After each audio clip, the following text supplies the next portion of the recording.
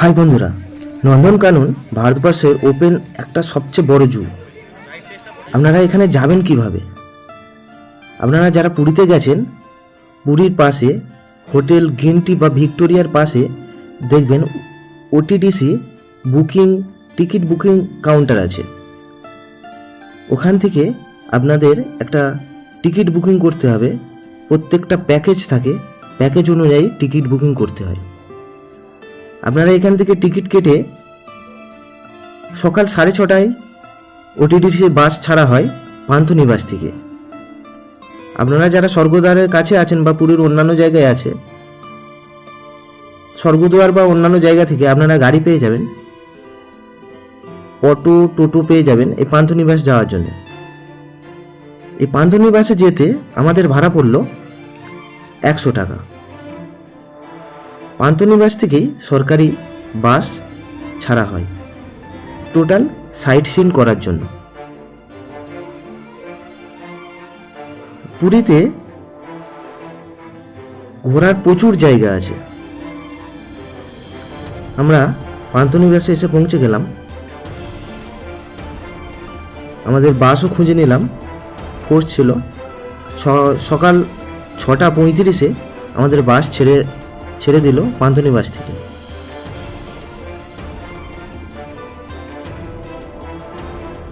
কিছুক্ষণ পথ চলার পরে একটি জায়গায় নামিয়ে দিল। সকালবেলা ব্রেকফাস্ট এখান থেকে সেরে আবার শুরু করব ভ্রমণের উদ্দেশ্যে। আমরা চলে এলাম এখন নন্দনকানন, ভারতবর্ষের ওপেন একটা বড় জু। আমাদের নন্দনকাননের টিকিট পড়ল 50 টাকা মাথা পিছু। আমরা গেটে এন্ট্রি করে সামনে দিকে এগিয়ে যাব। সামনের দিকে গেলেই আপনারা দেখতে পাবেন জলের একটা বড় ফোয়ারা করা আছে। নানান মানুষ এখানে দাঁড়িয়ে ছবি তুলছে। প্রচুর বড় এলাকা নিয়ে বিস্তীর্ণ এই জু। এখানে ওপেনও আছে এবং কিছু খাঁচার ভেতরে বন্দিও আছে। I love Nandankanan. এখন এই জিনিসটা প্রায় জায়গায় I love Digha, I love Nandankanan, এখন প্রায় জায়গায় এটা হয়ে গেছে। বকখালি। আপনারা কিছু দূরটা এগিয়ে এসে এখানে থেকে ব্যাটারি চালিত এবং জঙ্গল সাফারির জন্য টিকিট কাটতে হয়। ব্যাটারি চালিতের জন্য 80 টাকা এবং জঙ্গল সাফারির জন্য 60 টাকা আপনাদের টিকিট মূল্য পড়বে। ব্যাটারি চালিত গাড়িতে কিছু রুটটা গিয়েই 1 নম্বর গেটের কাছে আমাদের নামিয়ে দেবে বলছিল। এবং এই গাড়িতে করেই টোটাল আপনারা জঙ্গল ভ্রমণ করে দেখতে পারেন। নাহলে পায়ে হেঁটে ঘুরতে গেলে অনেকটা সময়। আর ওটিটিসির যে বাস আছে সেই বাসে কিন্তু সময় নির্ধারিত থাকে এখানে মাত্র 2 ঘন্টা। 2 ঘন্টা সময়ে কিন্তু নন্দনকানন ঘোরা ভালো হয় না, ঘোরা যায় না নন্দনকানন ভালোভাবে। 2 ঘন্টা সময় নন্দনকাননের জন্য খুবই কম, যার জন্যে আমরা জঙ্গল সাফারির টিকিট নিয়েছিলাম। এবং এখানে এসে নামিয়ে দিয়ে যাওয়ার পরে আমাদের বলল 2 নম্বর গেটের কাছে উঠতে। আমরা এখানে নেমে এই 1 নম্বর গেট থেকে ডান দিকে চলে গেলে কিছু এই যে চিড়িয়াখানার যে দৃশ্যগুলো আমরা দেখতে পাবো। প্রথমে ঢুকেই দেখলাম হরিণ রেখে দিয়েছে। আপনারা এই জিনিসগুলো দেখছেন এখন ঘেরার মধ্যে আছে, চারিদিকে খাঁচার মধ্যে বন্দি করা আছে, তারের জাল করা আছে। জঙ্গল সাফারিতে পুরো ওপেন দেখতে পাবেন এই জিনিসগুলো। জঙ্গল সাফারির মজাই আলাদা। এখানে রাখা আছে শিল্পাঞ্জি, ভিতরে দেখা যাচ্ছে হয়তো কিছু অংশ। তারপরে চলে এলাম জলহস্তী দেখতে পেলাম। নন্দনকানন এমন একটা জায়গা, খুবই ভালো জায়গা, খুব দারুণ জায়গা, যেখানে এলে আপনাদের সত্যিই খুব ভালো লাগবে।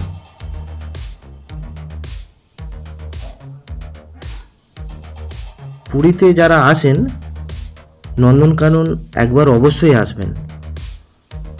এবং এখানে বলে রাখি, এখানে গাইডের চাপ প্রচণ্ড আছে। আপনারা গাইড হয়তো না ধরলে আপনারা সব জিনিসটাও জানতেও পারবেন না। এখানে যে আমরা প্রবেশ করলাম, প্রবেশ করার পরে দেখলাম এখানে সব সরীসৃপ জাতীয় পানি রাখা আছে। কচ্ছপ, কুমির, সাপ, এইসব ধরনের সরীসৃপ জাতীয় পানি এখানে টোটাল আছে। পাইথন, অজগর।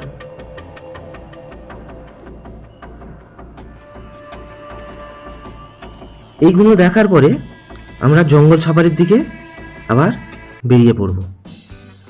2 নম্বর গেট থেকে আবার ব্যাটারি চালিত গাড়ি ধরে 3 নম্বর গেটের কাছে আমাদের এসে নামিয়ে দেবে।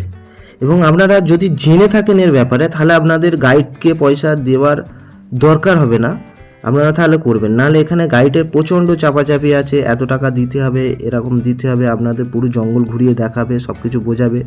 জঙ্গল সাফারিতে গেলে কোনো গাইড ওখানে অ্যালাউ নাই, গাইড আপনার সঙ্গে গিয়ে বোঝাতে পারবে না। ওখানে আপনাকে বাসে করে নিয়ে যাবে, টোটালটা দেখাবে, দেখিয়ে নিয়ে চলে আসবে। যেমন আমরা কিছুটা 3 নম্বর গেট থেকে টপকে কিছুটা দূরে আসে সাফারির টিকিট কাউন্টার, এখানেও টিকিট কাটা যায় বা বাইরে থেকেও আপনি কেটে আসতে পারেন। আমরা এখানে বাইরে থেকে যেহেতু টিকিট কাটা ছিল, এখানে এসে শুধু টিকিটটা এন্ট্রি করিয়ে নিয়েছিলাম। এখানে এসি বাস, আমরা বাসে উঠে জঙ্গল সাফারির দিকে উদ্দেশ্যে রওনা দিলাম। টোটালটাই জঙ্গল, আপনাদের খুবই ভালো লাগবে। সামনেই দেখা গেল একটা রয়্যাল বেঙ্গল টাইগার। এই নন্দনকাননে জঙ্গল সাফারির মজাটাই আলাদা। আপনারা কখনো যদি নন্দনকানন আসেন, জঙ্গল সাফারি অবশ্যই করবেন, একবার করে দেখবেন। সুন্দর একটা দৃশ্য আপনারা অনুভূতি করতে পারবেন। ওপেন খোলা ময়দানে ঘুরছে এরকম বাঘ, নীরবতার হয়ে যেন সঙ্গী হয়ে বসে পড়েছে। বাঘ দেখে আমরা এগিয়ে চললাম। যেতে যেতে চোখে অনেক ময়ূর, বানর, হনুমান, এইসব অনেক চোখে পড়ছে। জঙ্গল সাফারির দৃশ্যটা একটা আলাদা ছিল। সামনেই ময়ূর দেখা যাচ্ছে, চারিদিকে এরকম ময়ূর ভর্তি হয়ে আছে। আমরা এখন চলে এলাম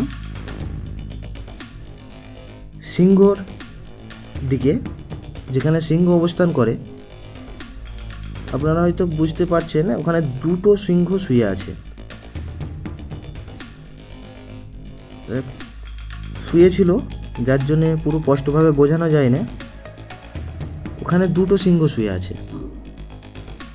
এই জঙ্গল সাফারির অনুভূতি খুবই দারুণ। আমরা চলে এলাম এরপরে বিহার সাফারি।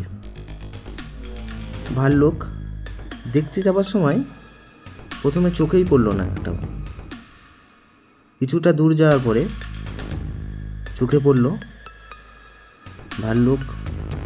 ভিতরে কিছু একটা ঘর মতন করা আছে, হয়তো ভাল্লুকরা ওখানে থাকে।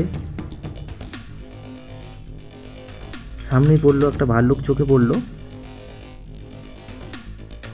কখনো কখনো এই ভাল্লুকারে যেতে যেতে রাস্তার সামনে চলে আসে।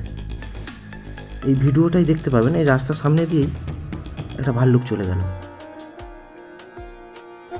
এবারে চলে এলাম চারিদিকে হরিণ আর হরিণ, হরিণের নানান প্রজাতি। এই হরিণের নানান প্রজাতি দেখতে চলে এলাম। জঙ্গল সাফারি, এবং জঙ্গল সাফারির বাইরেও যে প্রচুর পশু আছে এরকম, আপনারা দেখে খুবই মজা পাবেন। জঙ্গল সাফারি আমাদের ওইটুখানেই ছিল। বার হয়ে এসে দেখলাম একটি জিরাফ, এখানে দেখলাম একটি ব্ল্যাক টাইগার আছে, দেখা যাচ্ছে না ফোনে। আবার দেখা হবে বন্ধুরা। আজকের ভিডিওটা ছিল এই পর্যন্তই।